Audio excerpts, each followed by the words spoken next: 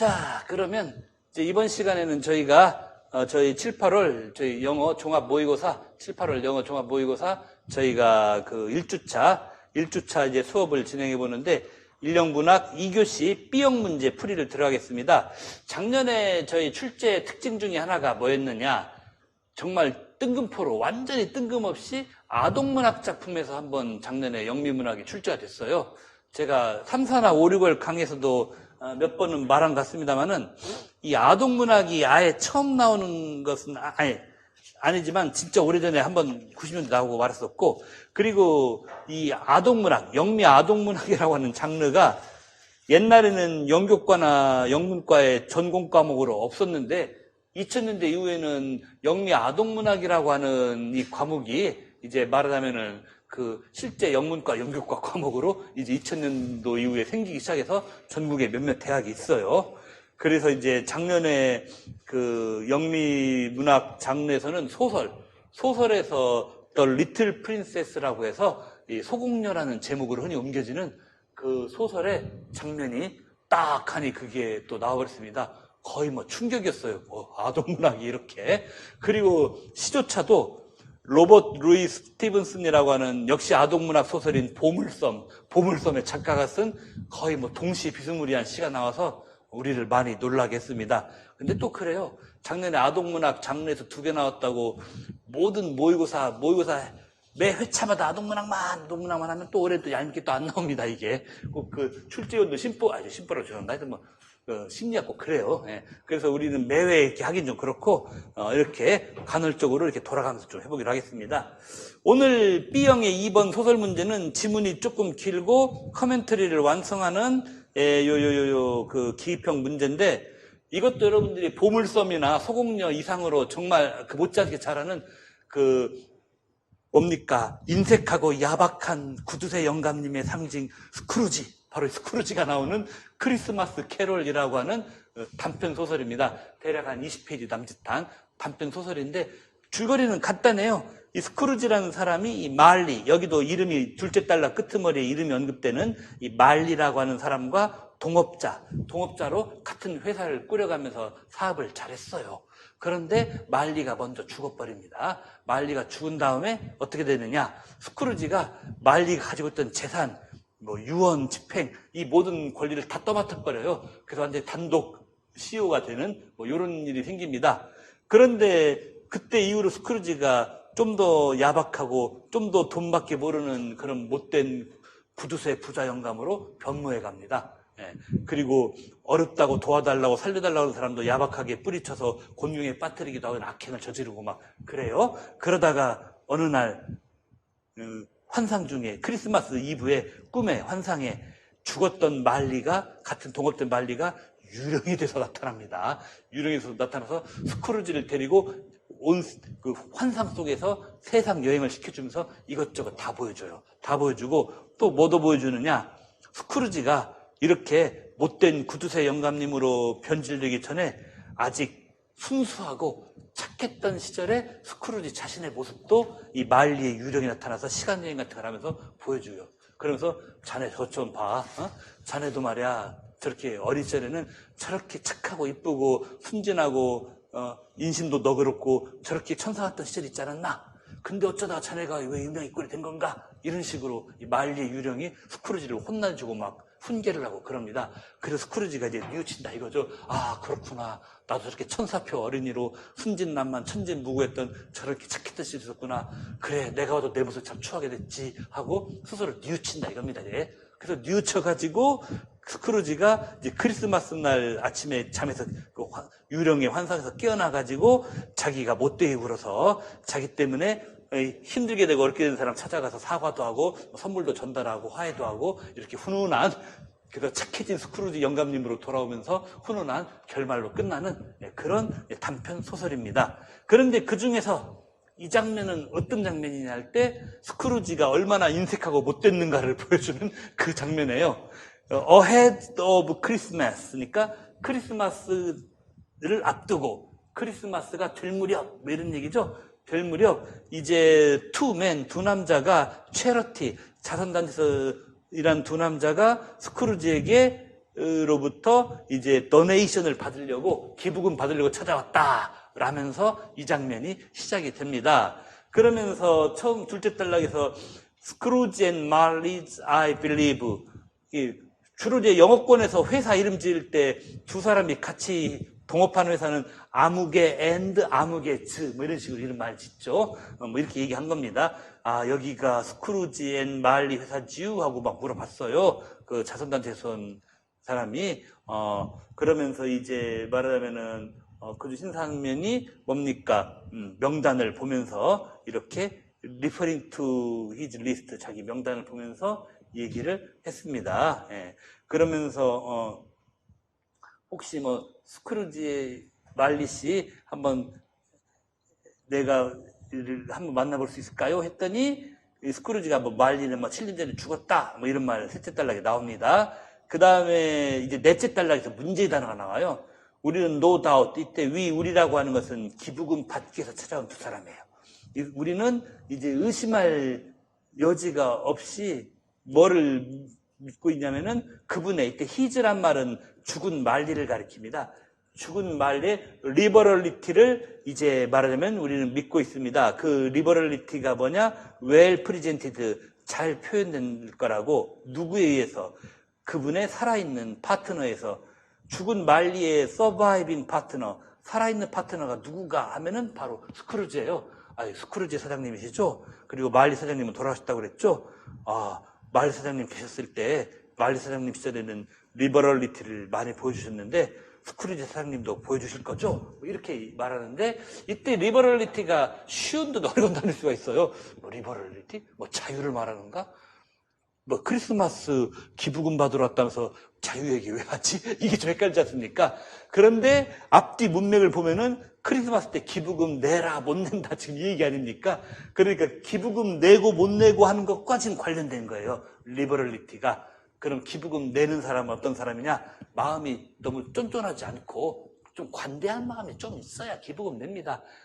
그거 없으면 아예 안 내거나 기부금 내더라도 뭐 1,000원, 5,000원 하고 그냥 끝나버려요. 예, 그런 사람도 많아요. 아예 안 내는 사람도 많고. 그래서 결국은 기부금 내는 이 맥락에서 나오는 리버럴리티라는 것은 그걸 할 수 있는 관대함, 너그러움, 뭐 이런 식의 뜻이 된다 이겁니다. 그러니까 살아계실 때 같이 동업하셨던 말리 사장님은 리버럴리티, 관대함이 있으셔갖고 우리한테 기부금 많이 내셨는데 동업자이신 우리 스크루지 사장님도 좀 내시겠죠? 이렇게 물어보는 거예요. 자, 그랬더니 이제, 스크루지가 이제, 말하자면은, 그 다음 단락 보면은, at the ominous word, ominous가 불길한이죠. 그 관대함이라는 이 불길한 용어의 이 말을 듣고 스크루지가 그냥 인상을 찡그리고 고개를 가로젓고, 그 다음에 뭡니까? 이 크리덴셜을 돌렸다라고. 크리덴셜이 이제 증명서죠. 증명서가 뭐냐면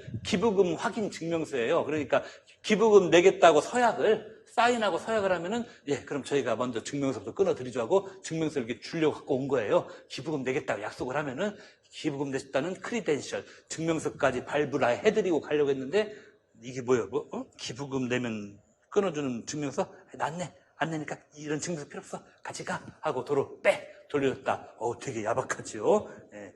그러면서 이제 말하면 그 다음 단락에 보면은 해마다 이 페스티브 시즌, 뭡니까? 이 축제 계절에는 하면서 이 단락에서는 뭔 얘기냐면은 이 축제 계절인데도 헐벗고 굶주린 분들 계시다. 예, common necessaries.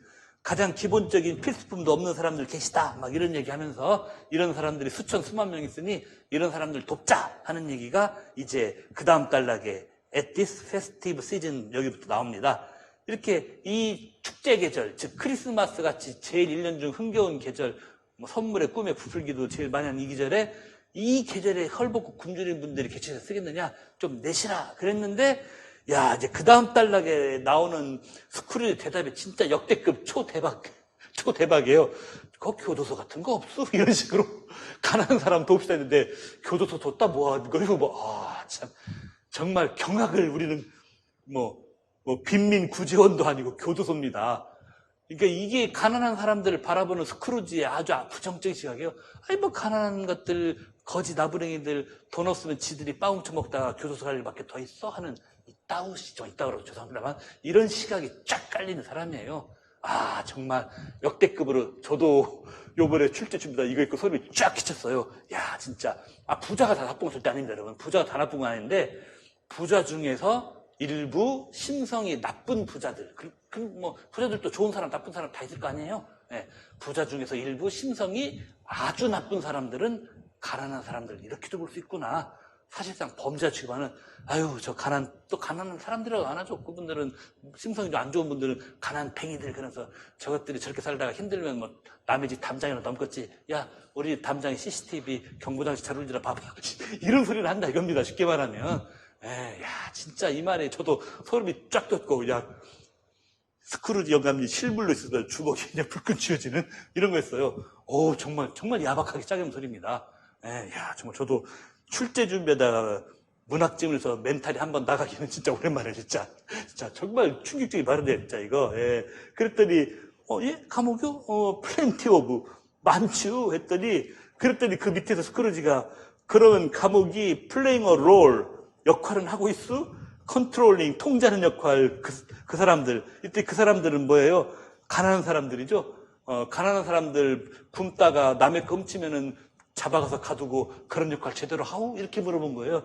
그랬더니 예 그렇고 있습니다만 했더니 스크루지가 오 하고 말하면서 그 말 들으니 기뻐라 이런 식으로 얘기하면서 그래? 감옥이 일 잘하고 있구만. 그럼 됐어 냅둬 뭐 가난한 사람들 힘들면은 남의 굶치다가 감옥 가라 그래. 거기서 밥 먹여주잖아. 뭐 이런 식이에요. 이야, 진짜 정말 소름이 쫙쫙 돋아요, 진짜. 예. 부자들이 다 이렇진 않죠. 물론 또 이런 사람 별로 없어요. 오히려 부자들은 오히려 편하게 살아서 그런지, 오히려 심성이 편하게 사는 덕분에 그런지 몰라도 더 고운 사람도 많아요, 솔직히. 예. 그런데 정말 부자들 한 100에 한둘 정도는 이런 사람 진짜 있어요, 진짜. 100에 한둘 정도는. 100에 한둘 정도 있습니다, 진짜. 이런 식입니다. 그래가지고, 그랬더니 이제, 언더 더 임프레션 때 다음에는 뭐냐면은, 사람들이 scarcely furnish, 크리스천 cheer of mind and or body 하는데, 이 부분이 해석이 거의 어려워요. 예, 마음과 몸을 취어 즐겁게 한 기독교인으로서의 그런 배려, 격려를 거의 제공하지 않는다 인사 받았다. 왜 크리스찬 기독교인이 왜 나오느냐 하면은, 지금 크리스마스 얘기 아닙니까? 크리스마스 때는 교회들을 많이 가고 하니까. 그리고 더군다나 이제 영국 19세기, 이것도 영국 얘기예요. 이것도 19세기네. 영국 얘기인데, 19세기 영국은, 지금은 유럽이 어느 종교든지 종교를 거의 안 믿는 분위기로 갔어요. 특히 프랑스. 특히 프랑스는 거의 종교가 없어요, 사람들이. 진짜. 프랑스는 그렇게 돼버렸습니다, 프랑스는. 예. 그런데 이제, 근데 19세기까지는 달랐어요. 19세기 같은 경우는 유럽은 다 기독교, 천주교 거의 다 믿었다 이겁니다. 그런 이제 맥락이 있으니까 기독교인의 이런 말이 나오는 거예요. 근데 기독교인답게 크리스마스 되면 불이웃돕기도 하고 그래야 되는데 별로 그렇게 안 하는 인상을 받았다. 그래서 별로 사람들이 그렇게 남을 안 도니까 우리가 팔걷어 붙이고 나와서 이런 거 하고 있다. 뭐 이런 식의 얘기를 하는 거죠. 그래 놓고 그 대사 끄트머리에 이제 이 빈민 구직이었던 이 아저씨가 한다는 소리가 What should I put you down for가 뭐냐면은 얼마 내실래요? 얼마 내신다고 적어놓을까요? 당신이 얼마 내신다고 put you down이란 말은 당신의 이름을 put down 적어놓는다. For what? 무엇을 위해? 이때 무엇을 위해란 말은 얼마를 위해예요. For what? 무엇을 위해? 즉 얼마를 위해 put you down. 당신 이름을 적어놓는다 이런 얘기예요. 그러니까 이 소리가 뭔 소리입니까? 스크루지 사장님 얼마 내실 겁니까? 저희들이 여기다가 얼마 내신다고 적어놓을 값이요? 이 얘기예요. 그랬더니 그 다음 또 두 번째 멘붕으로 말을 해요. 아까 가난한 사람들 감옥 가면 되지 않냐는 말에서 낯생이라고. 너무나 태연하게 안 내요? 저 사장님 얼마 내실까요? 100? 200? 아니요, 좀 쓰시죠. 한 1000? 이렇게 했는데 안 내. 이렇게 딱 하니까 진짜 다시 한번 그야말로 동심 파괴. 그렇죠. 옛날에 우리 어릴 적 흔히 쓰는 말로 동심이 파괴되는 뭐 이런 사람 다 있나. 가난한 사람 걱정입니다 했더니 교도소 보내면 되잖아. 이렇게 말해버리고. 근데 구직금 얼마 내시네요? 안 내. 이렇게 하고. 세상에. 진짜. 그래서 구두쇠의 상징, 인색한 부자의 상징으로 지금도 스크루지 하는 겁니다, 이게. 예. 근데 이 말이 너무 놀라운 거예요. 나씩? 설마 안 낸다는 말은 아니겠지? 자기는 낸 걸로, 안 하고, 남들에게는 낸 걸로 노 안 하고 어나니머스 익명으로 내신다. 설마 우리 사장님이 그런 거겠지 하고 그래서 그 다음에 하는 말이 그러니까 사장님 어나니머스로 익명 기부자로 처리하신다 이거죠? 라고 물어봤어요. 그랬더니 그 다음 스크루지가 한 말이 진짜 또 한 번 멘탈이 나죠. I wish to be left alone 이 말은 나는 좀 빼주시죠. 저는 좀 빼주시죠. 익명이고 기명이고 간에 저는 좀 빼주시죠. 제가 여기 사자기로 귀엽고 그런 걸 내야만 합니까? 저는 좀 빼주시죠. 라는 그런 얘기예요. 와, 그러니까 가난한 사람들이요? 감옥 보내셔? 얼마 냈냐고요? 안 내요. 또 내라고요? 저는 좀 빼주시죠. 완전히 그야말로 역대급 막말. 그렇죠. 요새 이랬다가는 이 사람 소재로 유튜브 영상 수천 개 나와요. 와, 세상에 이럴 수가. 세상에는 이런 부자도 못된 부자도 있다라고. 요새 이랬다가 정말 이 사람은 소재로 유튜브 영상 하루 만에 수천 개 만들어집니다. 그야말로 우리의 동심을 여러 번 다 파괴하는 아주 못쓰는 사람이죠. 자, 그래서 결국은 뭡니까? 빈칸에 들어간 말도 뭐냐면은 사람들, 이 돈 받으러 온 사람들, 기부금, 그쵸, 기부금 받으러 온 사람들이 at first, 처음에는 이제 mistake, 오해한 게 스크루지가 이 빈칸에 어나니머스를 하죠. 어나니머스 도너, 익명의 기부자가 되려는 줄 처음에는 오해했다. 그런데 그게 아니라 익명의 기부자가 아니라 익명이고 기명이고 필요 됐고 난 좀 빼줍시다. 이런 식으로 해버리니까 진짜 그냥 제대로 동심이 파괴되는 이거 첫 때부터 괜히 이딴 질문 골랐나 지만 좀 약간 소리가 되기도 하는데 이래서 이 크리스마스 캐롤 스크루지가 수전노의 상징으로 이 소설 나온 지 몇십 년이 됐는데도 지금도 유명한 거예요, 이게. 작년에 리틀 프린세스 소공녀도 나왔는데 이런 거 나오지 말라는 법이 없어요. 그렇죠? 한번 이런 거 좀 잘 봐보시 바랍니다. 자, 이제 그 다음에 이제 7번을 보시면은 이게 나와죠. 7번을 보시면은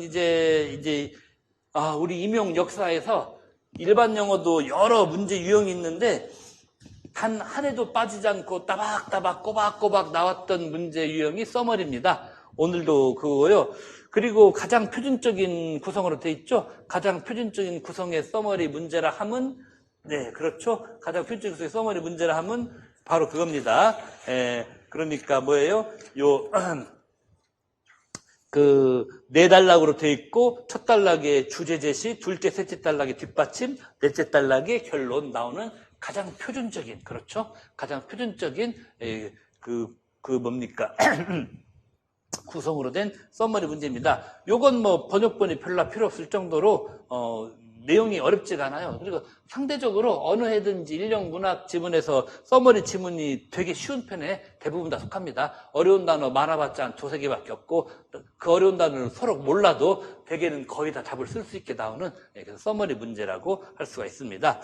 요건 이제 또 이야기 소재도 별로 어렵지 않습니다.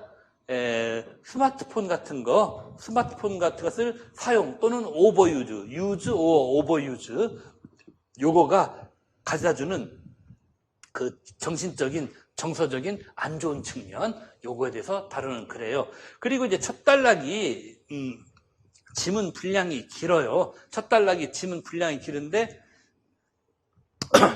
우리 역대 기출의 역사를 그렇죠? 역대 기출의 역사를 보면은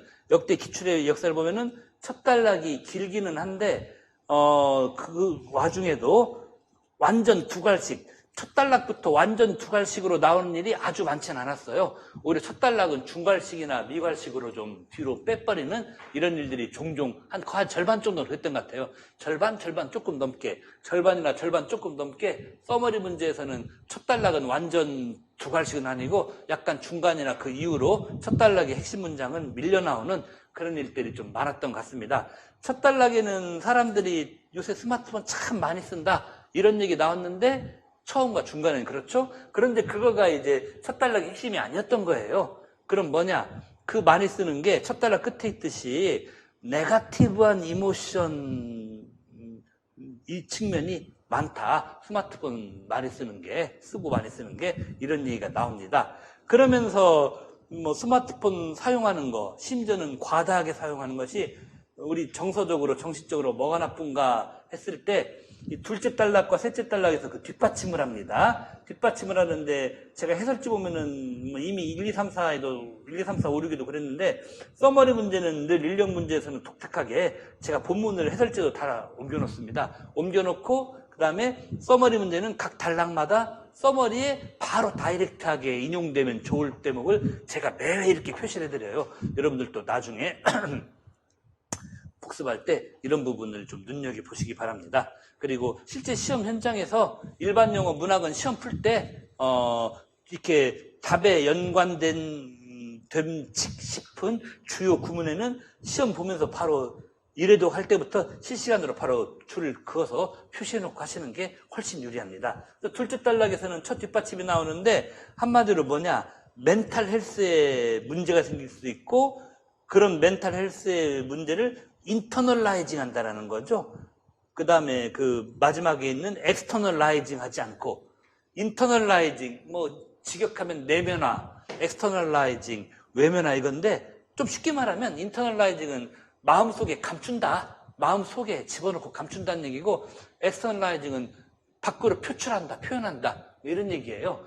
그러니까 이 스마트폰 너무 많이 쓰시는 문제는 멘탈의 문제가 가는데 그나마 그 문제를 밖으로 표출 안 하고 감추는 인간형으로 바뀌어간다. 이게 감정상, 정신상 안 좋은 거다. 이게 하나 있고, 그 다음에 셋째 단락은 뭡니까? 또 하나 연구에 따르면 블라블라 12,000명의 청소년 연구하고 했는데 그 다음에 역시 이것도 후반부, 역시 밑줄친 부분 해설지에서 이런 뭡니까? 스마트폰 뭡니까? 몰입 현상에 빠진 아이들이 대개는 그 다음 lose interest, 흥미를 잃어버린다. everyday duty, 매일매일 할 일을 해야 되는 거, 꼬박꼬박 학교 가서 말하면은 1교시도 수업 좀 잘 듣고 그 다음에 선생님이 하라는 그 각 수업별 액티비티 잘하고 예를 들어서 어떤 거 지상에서 이행하고 이렇게 매일매일의 듀티를 이행할 거에 대해서 lose interest, 말하면 흥미 잃어버린다. 그러니까 매일매일 하고 넘어가야 될 일을 안 하고 재미없어, 난 스마트폰 보고 유튜브만 보고 뭐 게임만 할래 뭐 이래갖고 스마트폰으로 하는 그런 거 외에는 일상생활에 일들을 안 보려고 하는, 이게 문제다 이런 얘기예요. 그래서 이런 뒷받침 두 개에 나타난 문제들이 있는데, 그럼 결론에서는 이제 대안이 나와요. 대안. 그러면 이런 상황에서는 무엇을 할 것인가 라고 했을 때 맨 끝에 답이죠. 폰 내려놓고 밖으로 go outside, 밖은 현실 세계죠. 이 스마트폰은 버추얼 리얼리티, 가상세계잖아요. 스마트폰의 세계는 가상의 세계입니다. 가상의 세계를 내려놓고 현실로 나가서 현실의 공기를 좀 쐬고 그러면서 전통적인 방식으로 현실 세계에서 추억을 쌓아서 그 기억을 공유하는, 한마디로 현실에서 뭔가 리프레시하고 추억을 쌓아가는 그런 활동하자. 스마트폰으로 상징되는 가상현실을 잠깐 덮어놓고 이런 얘기가 대안적 결론으로 나오게 되겠습니다. 실제로 뭐 그거 필요한 이런 조치가 스스로에게도 필요한 사람이 많이 있죠. 한국 사람들이 유독 또 심하긴 해요. 그냥 저희 누님께서 작년에, 지금 미국 시카고에 사신 누님께서 작년 5월 달부터 올해 5월 달까지 약 1년간 한국에 장기 체류하셨는데 깜짝 놀라시더군요. 서울 지하철 타보면은 사람들이 약속이라는 듯이 거의 100% 스마트폰만 보고 있다고. 정말 미국서는 좀 그런 모습까지는 아니래요, 진짜. 한국 사람은 좀 심하다고 합니다. 자, 그럼 그렇고. 하여튼 이 서머리는 질문 별로 안 어렵습니다, 여러분. 안 어렵고. 드디어 이제 10번 문제 나왔습니다. 10번 문제 나왔는데, 여기 희곡이죠? 희곡이 약간 길어요. 약간 길고, 이제 좀 재미가 많이 있지는 않은데, 요거 제가 번역본에다가 작가랑 제목 이름 안 썼는데, 그 에드워드 올비라는 사람이 있어요. 여러분들이 에드워드 올비라는 그런 희곡 작가가 있습니다. 이름이 특이해. 올비, 벌할 때 비인데, 이 사람이 쓴 그야말로 필생의 역작이라고 할 만한 게 Who's Afraid of 버지니아 울프라고, 버지니아 울프라고, 누가 버지니아 울프를 두려워하랴라는 아주 특이한 제목의 연극이에요. 근데 이게 20세기 초반에 영국에서 제일 유명한, 제일 이른바 의식의 흐름 기법, 소설의 단연 넘버원, 제임스 조이스보다도 오히려 넘버원이라고 하는 그 소설가 버지니아 울프는 맞습니다. 여기서 언급되는 게. 근데 그 소설가 버지니아 울프의 뭐 생이나 사상하고는 아무 관계도 없어요. 아무 관계도 없고, 이 연극 속에 보면은 이 주인공들이 대화를 하다가 가끔 라디오 같은 데서, TV 방송 같은 데서 노래가 흘러나와요. 근데 그 노래 가사 중에 이 Who's Afraid of Virginia Woolf라는 말이 나옵니다. 그리고 그것을 이 여주인공 마사가 종종 별 의미도 없이, 별 뜻도 없이 그냥 중간에 끼워넣는 말처럼 혼자 쫑얼거리고 따라하고 이런 걸 해요. 근데 거기서 따온, 솔직히 본문 줄거리하고는 그닥 많이 관계도 없는 것을 일부러 희곡 제목으로 가져온 이런 겁니다. 그러니까 누가 버지니아 울프를 두려워하라는 것은 현실 세계가 아닌 방송 속에서 나왔다 지나가는 방송 세계 속의 한 구절에 불과한 거고, 현실 속에서는 뭐 이미 오래전에 수십 년 전에 죽은 작가 버지니아 울프를 두려워하고 말고 할 것은 현실에서 따지고 자식할 것이 없는 일이죠. 예. 근데 이게 은근히 이 희곡 전체의 그 요지, 그 주제에 대한 암시가 있어요. 뭐냐. 오늘 희곡 발췌문을 보시면은, 처음에 소개하는 글이 좀 깁니다. 처음에 원래 원문이 없습니다. 솔직히 말씀드리면. 처음에 가로 열고 시작해서 한 10줄 정도 인물들 간의 관계 소개하는 글 있잖아요. 이거 원문이 없어요. 원문이 없고 그냥 제가 집어넣은 겁니다. 이거 없이 이거 본문 읽으면 너무 이해가 안 될 것 같아서. 그러니까 마사랑 조지가 그 부부. 조지는 어느 대학교의 역사학 교수고 마사는 조지의 아내이면서 그 대학 총장의 딸이에요. 그러니까 어떻게 보면 조지는 말하자면은 총장 딸하고 결혼해가지고 그 학교에서는 나름 10대가 될 수 있는 그런 교수예요. 그리고 이들의 집에 놀러온 좀 젊은 교수, 상대적으로 젊은 교수 부부로 닉과 허니 부부가 나와요. 이때 닉은 생물학과 교수 이렇게 나오는데, 그런데 여기서 주인공은 조지와 마사 부부입니다. 희곡에서. 근데 이 사람들은 이게 맨 처음에 도입부에 있듯이 좀 희한한 짓을 하고 놀아요. 뭐 펀 앤 게임 같은 그런 놀이를 하면서 부부간인데 서로를 이른바 디스하는, 요새 우리말로 서로를 디스하는 희한한 게임을 하고 놀고, 이게 좀 뭔가 좀 정상적인 부부의 모습 같지는 않아 보여요. 그러면서 약간 이렇게 기괴한 모습을 띠면서 더더욱 기괴한 게, 이 두 부부가 오랫동안 이 연극에서는 한 20몇 년이라던가 오래 살아오는데, 부부들 둘이 마치 동시에 리플리 증후군이라도 허언증이라도 걸렸듯이 둘이 서로 허언증적 대화를 나누고 그걸 서로 현실이라고 믿으면서 사는 진짜 이상한 부부예요, 진짜.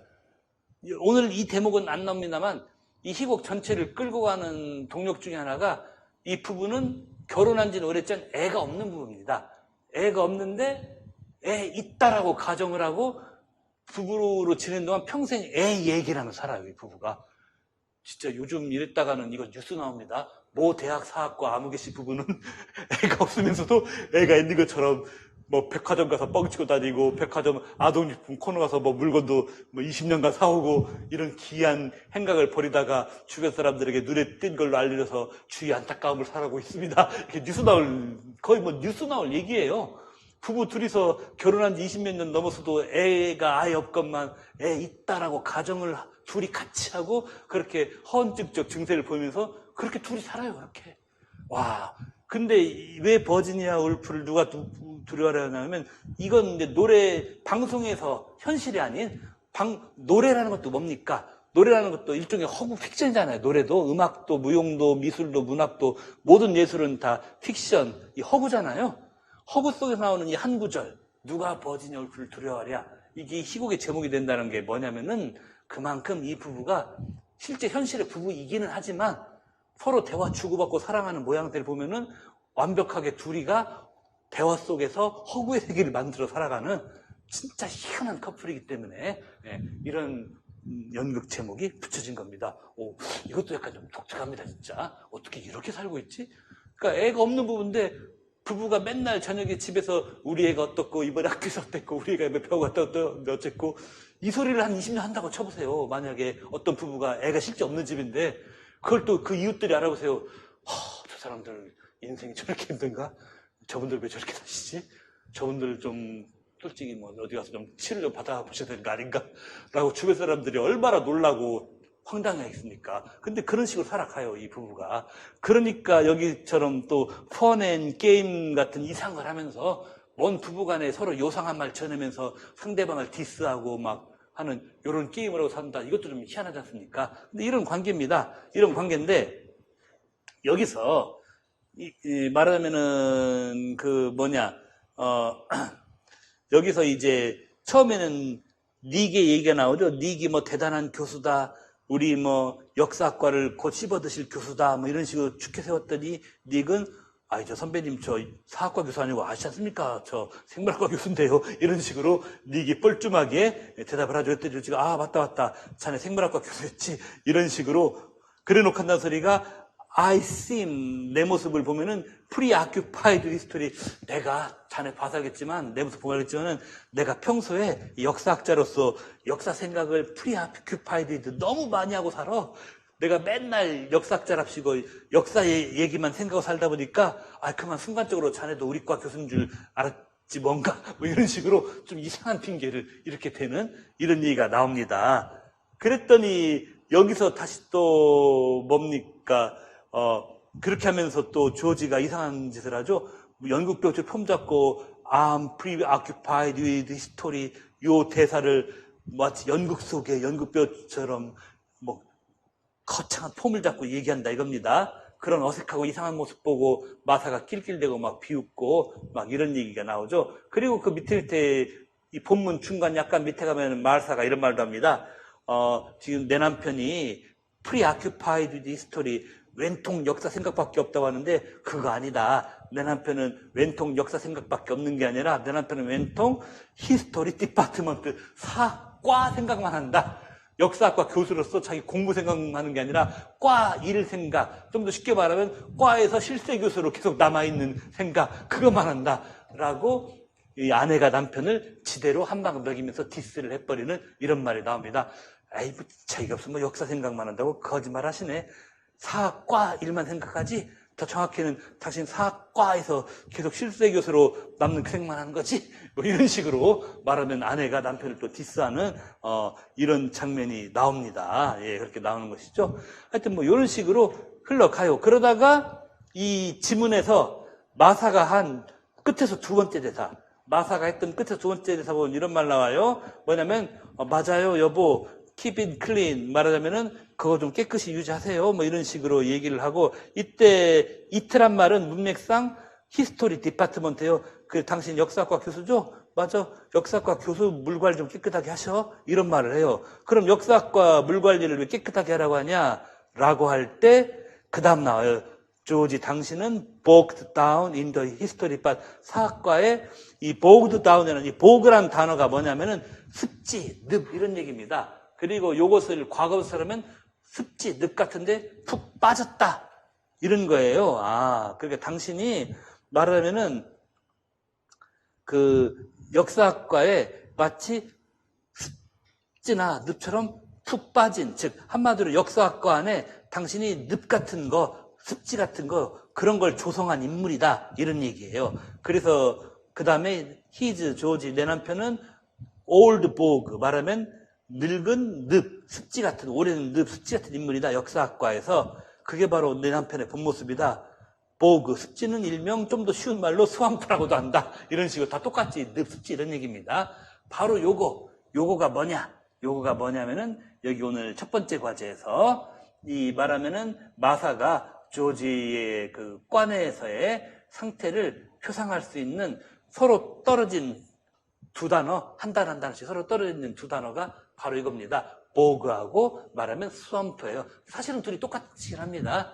그러니까 늪, 습지가 뭡니까? 그 깨끗한 물이 아니에요. 습지나 늪은 왼통 썩어 있고 물로서는 죽은 물, 그렇죠? 살아있는 물에다 죽은 물, 썩은 물. 그래서 늪이 왜 위험하냐면은 늪은 한번 빠지면 정상적으로 수영해서 못 나오잖아요. 누가 건져줘야 되니까 구조요원이 밧줄이나 이런 거 던지기 잡게 해서 왜 늪이 그러냐? 죽은 물, 썩은 물이라 정상적으로 수영해서는 죽은 물, 썩은 물이라 그런 거예요, 늪이. 그런데 남편을 그런 죽은 물, 썩은 물인 늪과 같은 존재로 역사학과에 풍덩 잠겨져 있다란 말은 욕하는 겁니다. 남편을 당신이 우리 학교, 우리 아버지가 총장으로 있는 우리 학교, 당신이 사학과 물 지금 다 버리고 있잖아, 인간아. 하고, 야, 세상에, 이건 너무 센. 이랬다가는 우리나라에선, 그래? 우리 내일 서류 갖고 법원 가지. 이런 식으로, 당신, 이런 말 나올 것 같은 살벌한 디스입니다, 진짜 이게. 근데 이 연극 이런 대목이 많아요, 진짜. 좀 어지럽고, 골이 좀 띵 합니다, 이거 봤다가는. 이거 괜히 봤다. 그리고 유튜브에 요거 Who's Afraid of Virginia Woolf 유튜브에 쳐보시면은 헐리우드 영화 버전으로 나옵니다. 약 한 1시간 40분짜리. 그 이름도 유명하신 엘리자베스 테일러가 바로 마사 역할을 하는 정말 미인이에요. 엘리자베스 테일러가 바로 헐리우드 역사상 비비안 리와 함께 비주얼 투탑을 구성하신다는 엘리자베스 테일러가 주연을 한 영화로 나오는데 왜 헐리우드 영화 유튜브에서 무료로 볼 수 있습니다. 자막도 깔리고요. 이 얘기 왜냐면은 옛날 헐리우드 영화는요. 희곡 소설 같은 문학 작품 베이스로 만들어지면 문학 작품 자체의 대사를 거의 그대로 많이 가져와요. 그래서 여러분이 솔직히 딱딱하고 머리가 보기만 해도 머리가 띵하잖아요. 그죠? 우울하잖아요. 이거 책으로 다 읽으려면 시간 없습니다, 지금. 근데 공부하다가 좀 지치고 나도 좀 아무리 임고생이라도 인스타도 좀 보고 유튜브도 좀 보고 쉬고 싶다 그럴 때 있어요. 그건 당연한 겁니다. 가끔씩 그렇게 하고 살기도 해야 됩니다. 그럴 때 한번 유튜브에서 요거 검색해 보시면 무료 영화로 자막도 깔려 나와 있습니다. 흑백 영화야. 근데 좀 칙칙해요. 그런데 이 엘리자베스 테일러 나온 이 영화가 원작에 정말 충실합니다. 원작의 주요 대사들이 영화 대사로도 상당히 많이 들어가 있어요. 그래서 요거 한 1시간 40, 50분 보시면은 이 희곡 한 권, 제가 갖고 있는 책으로는 거의 한 200페이지 돼요, 솔직히. 갖고 있는 책으로 200페이지 되는데 한 권 다 읽은 거랑 똑같은 공부가 돼버려요, 공부가. 여러분 한번 보시기 바랍니다, 진짜. 왜냐면 이건 에드워드 월비의 진짜 중요한 작품이에요. 진짜 중요한데 아직 출제 안 된 작품입니다. 진짜 중요한데. 에드워드 월비는 15년인가 16년에 한 번 다른 작품 출제됐어요. The Zoo Story, 동물원 이야기. 동물원 이야기라는 희곡이 나왔는데 좀 그것도 희한해요. 그 어떤 대목이냐, 웬 사람이 다른 사람한테 대사 하나 길게 말하는 건데 그 대사 내용이 뭐였냐면은 어느 날 어느 문 앞에 서 있던 개랑 눈싸움하고 신경전에서 개가 먼저 도망가나 내가 먼저 도망가나 막 신경전 피우고 눈싸움 했다라는 저런 놈이 다 있나 지나가던 개랑 그런 걸 다 하나 좀 생뚱맞잖아요. 그런 얘기가 몽땅 수록된 그런 기출문제가 바로 요 사람 에드워드 올비 작품으로 이미 출제된 적이 있어요. 하여튼 이 사람은 썼다면 좀 이상한 희곡을 쓰는 것 같은데 되게 유명합니다. 어느 정도 유명하느냐, 20세기 중반에 미국 극작가 중에서는 최고의 천재라고 불리는 사람이 이 에드워드 올비예요. 20세기 중반 미국의 최고 천재 극작가로 불리는 사람인데 이 얘기를 왜 하느냐, 여태까지 출제 역사에서 희곡은 언제부터 나왔냐면요, 2009년 객관식 시절부터 나왔습니다. 2009년 이전에는 희곡이 한 번이나 두 번밖에 출제 안 됐어요. 그러다 2009년 이후로 13년간 이제 서사평으로 중간에 바뀌었죠. 객관식 없어지고 객관식 5년, 서사평 8년 해서 지금 13년간이 왔어요. 그 13년간 희곡이 2번 빼고 11번이 나왔습니다. 11번이 나왔는데 그 중에 10번이 미국 희곡이에요. 희한해요. 영국 희곡도 좋은 작가, 좋은 작품 많아요. 근데 1도 없이나네요. 11번 중에 1만 영국 희곡이고 10이 10번이 미국 희곡이고 이유는 모르겠는데 그동안에 문학 출제율 계속 한 4번 이상 바뀌었습니다. 그런 또 이유는 모르겠는데 자꾸 미국 희곡만 내고 있는 그런 경향성이 있고 그 중에서도 20세기 중반 작가로서는 이 사람이 제일 중요한 작가입니다. 제일 중요한 작가인데 제일 중요한 작가, 제일 중요한 작품은 바로 이겁니다. 바로 이거니까 여러분이 한번 아무리 임고생이라도 나도 가끔 인스타도 보고 나도 가끔 유튜브도 보고 해야지 싶을 때는 요거 한번 봐주시면은 뭔가 임용 공부로서도 매우 큰 도움이 된다라고 말할 수 있습니다. 자, 그리고 말하자면은 여기서 펀앤 게임즈의 예 중에 하나가 맨 끝에 나타납니다. 두 번째 디렉션에 나오는 펀앤 게임즈가 남편과 아내 간에 서로 디스하면서 약 올리는 이런 거 아닙니까? 어디서 맨 뒤에 나타나죠? 그러니까 아내인 마사는 나한테 내 시가렛에 불이나 붙여도 했더니 남편이 싫어. 자기가 나 담배 불 좀 붙여줄래 했더니 남편이 생각했더니 생각해보더니 응 아니야 안 붙여줘 네가 해 이렇게 남편이 그렇게 얘기해버리고 아내는 열받으니까 또 뭐 화내는 게 아니라 조롱하듯이 여기서 맨 끝에 마사가 했다는 게 블로우 키스한다는 게 뭐냐면 진짜 입맞춤하는 게 아니라 손으로 후 이런 거 있잖아요. 원래 손으로 이렇게 후 하는 입맞춤은 이것도 나름 애정의 표시일 수는 있습니다. 하지만 어떻게 에로건트 건방지게 하는 것이 이런 식으로 이렇게 건방지게 해갖고 이것도 역시 남편 약 올리는 뭐 그런 모션을 취한 거다. 그렇게 보시면 됩니다. 자, 그리고 이제 아이고 시간이 벌써 좀 영악돌이 6시 이전에 다 마치고 해야 되니까 이제 11번은 이건 제가 추가 자료로 그릴 때 뭡니까? 이거 번역문 오늘 안 드렸는데 제가 마저 드리겠습니다. 이것도 좀 재미없으니까 제가 그 직강생 메일에도 이거 번역문 추가 보내드릴 텐데 이건 일반 교육학, 영교가 아니라 일반 교육학적 지문인데 교육 심리학적 지문이에요. 가끔은 일반 교육학적 지문이 작년인가 재작년에도 그 뭡니까? 작년도 그렇고 재작년에도 그렇고 일반 교육학적 지문 뭐 사회문화적 배경을 가진 교육학적 지문 등등 심리적 배경을 가진 교육학 지문들 사회적 측면이나 사회문화적 측면이나 심리적 측면에서 최근 2년간의 일반 교육학적인 지문이 나오고 있는데 그 중에 하나 유명한 게 20세기에 참스키 피아제 디베이트라는 게 있습니다. 이건 여러분들이 알아두시면 나쁘지가 않아요. 이건 일반 교육학적인 지문에서도 이 두 사람이 뭐냐면 인간의 지식 축적, 인간의 학습에 관한 이제 기본 견해가 다른 두 사람의 얘기예요. 인간의 지식 축적, 지식 학습에 관한 견해가 두 사람이 다르다. 근데 이 본문에 나와 있지만 두 사람이 서로 상대방을 지목하면서 서로 반박하는 논문을 주고받으면서 논쟁을 한 적은 없습니다. 다만 서로 알아서 좀 시기도 달라요. 두 사람이 활동했던 참스키가 좀 훨씬 뒷사람입니다. 서로 다른 시기에 주로 활동했지만 어떻게 하다 보니까 피아제와 참스키는 지식 습득, 지식을 머릿속에 빌드업 해나가는 거 여기에 관한 견해가 서로 달라 있다라는 거, 많이 다르다라는 것을 이제 나중에 보여주게 되었다. 그런데 그 와중에도 뭐다 비슷한 점도 있기도 하다라는 뭐 그런 얘기가 이 본문에 좀 나오기도 하고 있습니다.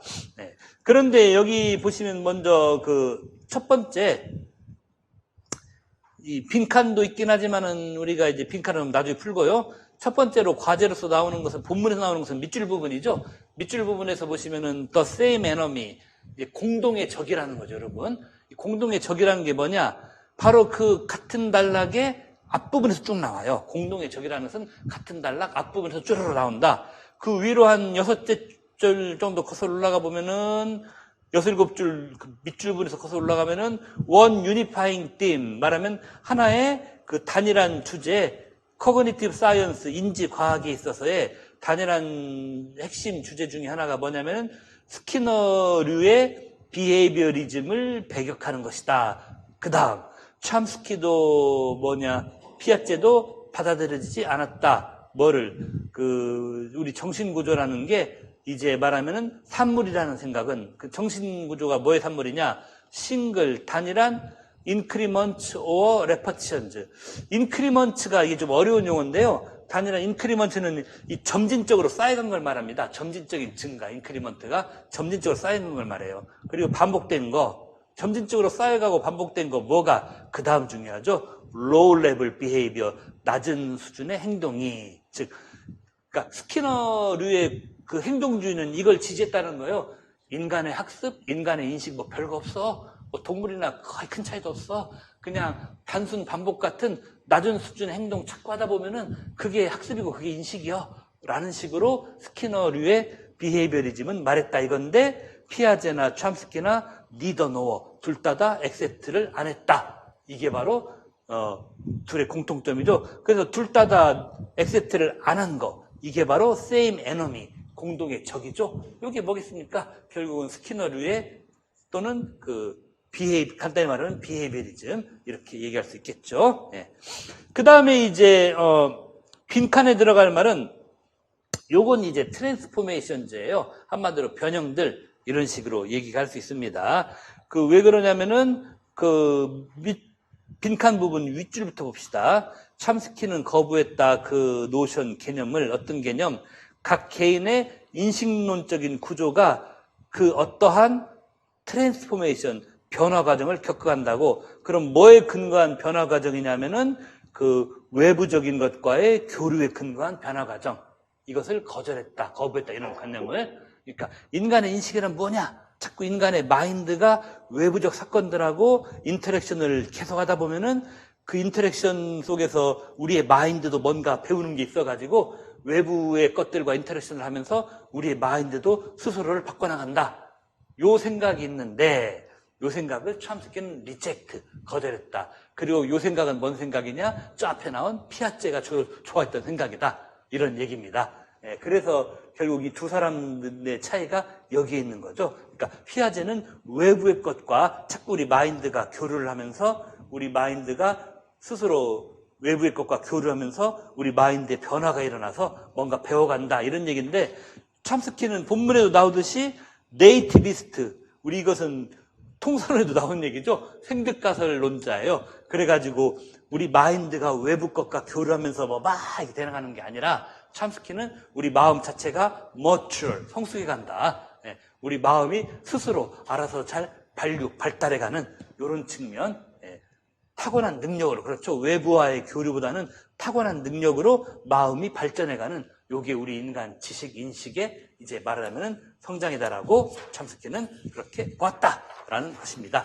이 부분은 제가 좀 다음 영어학 시간 때문에 조금 급하게 했습니다만은, 하여튼, 제가 다음 주에 지수클에 자료 올릴 때 제가 이 부분 번역본도 드리고 오늘 또 오신 우리 직강 스님들한테도 이 11번 번역본도 추가해서 제가 마저 다음 주에 보내드리도록 하겠습니다. 그럼 딱 제가 7, 8분만 쉬었다가 밑에서 뭐 좀 갖고 올라오고요.